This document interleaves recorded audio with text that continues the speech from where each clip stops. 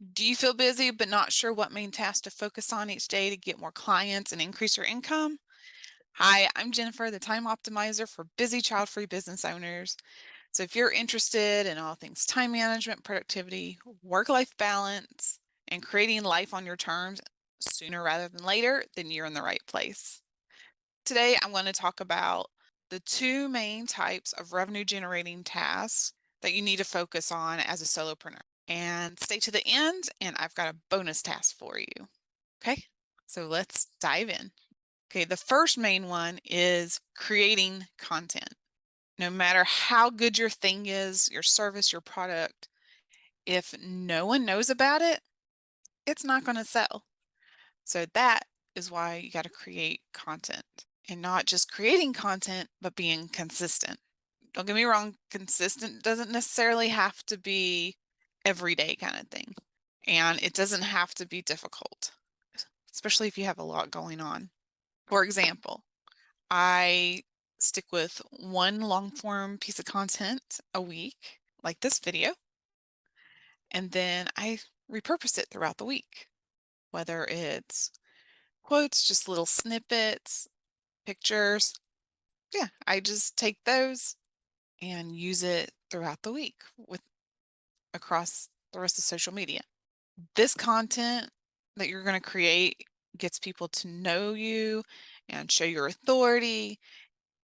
That way you can get them on the phone and they're more likely to say yes. It's the know, like, and trust factor. And when they can see you, especially on video, then that just increases it a whole lot more, which is another reason why I started YouTube, even though I was shy at first. And the different types of content you create to stay consistent is to educate, inspire, entertain, and share stories and behind the scenes. People love to know what goes on and the story, whether it's yours or your clients. Share case studies. Whatever it is, it has to add value to them and give them action. I recommend using one main platform, especially if you're a solopreneur and you don't have much time. I don't want you all over the place. So whether you prefer writing or video or audio or visual, whatever you tend to enjoy more and whatever feels the easiest to you, focus on that. So I actually went from writing blog posts to video, which I never thought I'd do. But for me, writing started get taking way too long, and I wanted to be able for y'all to see me and just really feel a connection together. And I just love talking to you. And writing doesn't always get across the moods and the voice. You can't hear my voice or anything like that. So as much as I loved writing, I'm surprisingly really enjoying video.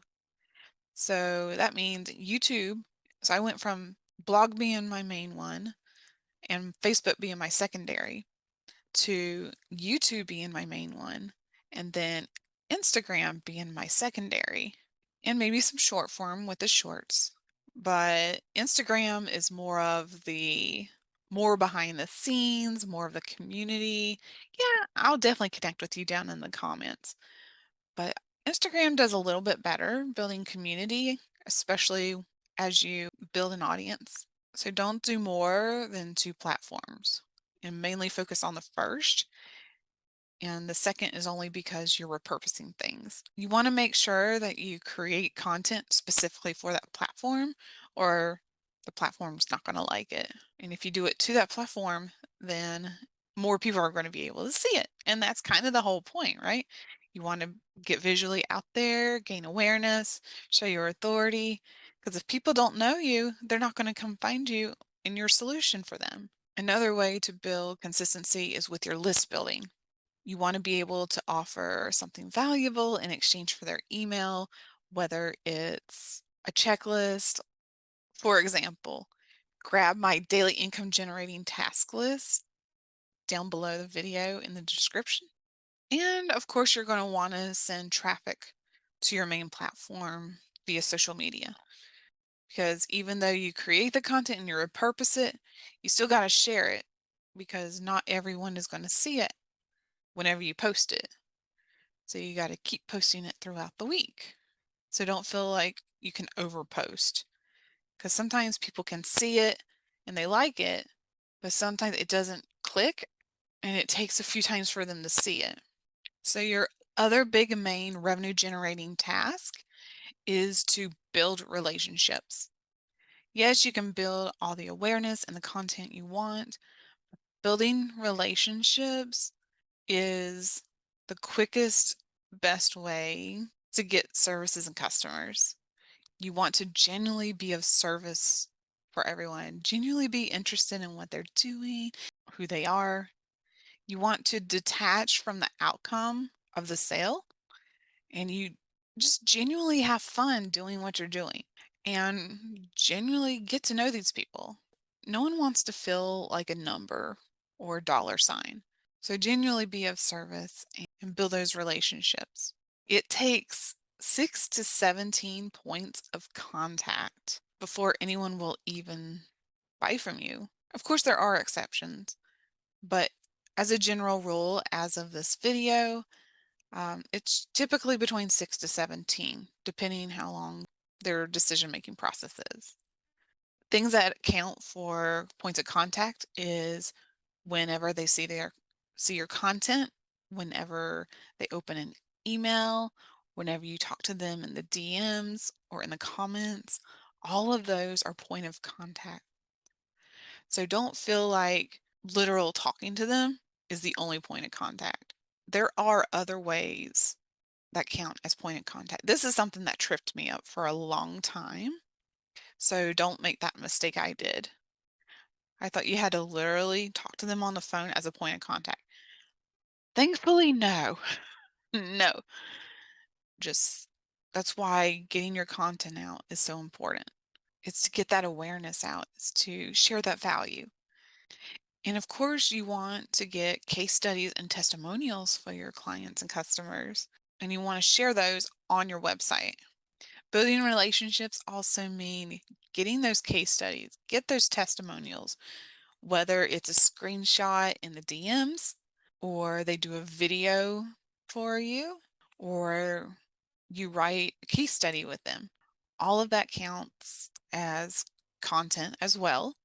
And you're still building those relationships. You can see exactly what they got from you and in their wording. So you're still building that relationship. And you can share these within your content as a piece of content and on your website. And you can also feature one of your clients or customers in your emails with a case study. And of course, if you have a higher ticket service or anything, you want to get people on the calendar and see if you're a good fit. And in case they need more details of what you want to do. And whenever you are on the phone with them, be sure to focus on what they actually need and think about if you can actually help them. You do not want to go in with any expectations, just genuinely ask them some questions, be genuinely concerned, and you want what's best for them, whether you can help them or not, right? Maybe you know someone who can help them for what they need right now. It's all about ethical sales. This is not something I specialize in, something I learned from my beautiful friend, Heather Wild. So I'll link her information down below as well. She's all about ethical sales. So when you do get on the phone, if nothing else, you could gain a new friend, a new referral, you could collaborate with them, or a new client. So you're going to win no matter what. Even if you're not a good match and it just doesn't work out, you're going to have a better idea of who you can and cannot serve and who you want to work with better. And then, of course, you want to close the sale only if it makes sense. So when you do these, the building the relationships and the creating the content, you want to do it as the 80-20 rule, which is also known as the Pareto principle. So he would say that 80% of the outcomes or the results are from 20% of all the input that you do and all the effort that you do for any given event. So you want to identify the things that are potentially the most productive and make them the priority. which is why I am doing this video for you and made this checklist for you. So you're going to want to put 80% of your effort in building the relationships and 20% in creating content. Between the two of those, then that'll mean more clients, more customers, more collaborations, meeting more amazing business owners, more people who are like-minded. Because when we support each other, everyone wins. Okay, now for the bonus. You also want to do something fun outside your business. This is something that I learned from M. Shannon Hernandez. I'll link her information down below as well. Um, and it's something that I definitely align with, is the whole point of building our businesses is to do what we want to do, right? Even though we have this extra free time to focus so much, and it's easy to turn into a workaholic because we're so passionate about our business or doing a cause or whatever you want to do, because we're just so passionate and excited about it because we have this time to do it. But you also want to make sure you do something fun outside of that, even though that feels like fun too, because you don't want to feel the pressure to make money all the time. So this is the one thing, one main hobby, one main thing you do that you don't have to worry about trying to make sales from, trying to get income from. And it doesn't even matter if this fun means it's boring to someone else. It's whatever makes you happy, whether it's a hobby or if you do any crafting or volunteer or just sitting and enjoying the outdoors. All right, so to wrap it up, we want to do 20% creating content and 80% building relationships. And again, be sure to grab your checklist below in the description, and it'll have a list of all the subtasks within those. All right, so in the comments below, let me know what top 3 things you are going to work on today from that checklist. I hope this helped, and I'll see you in the next video.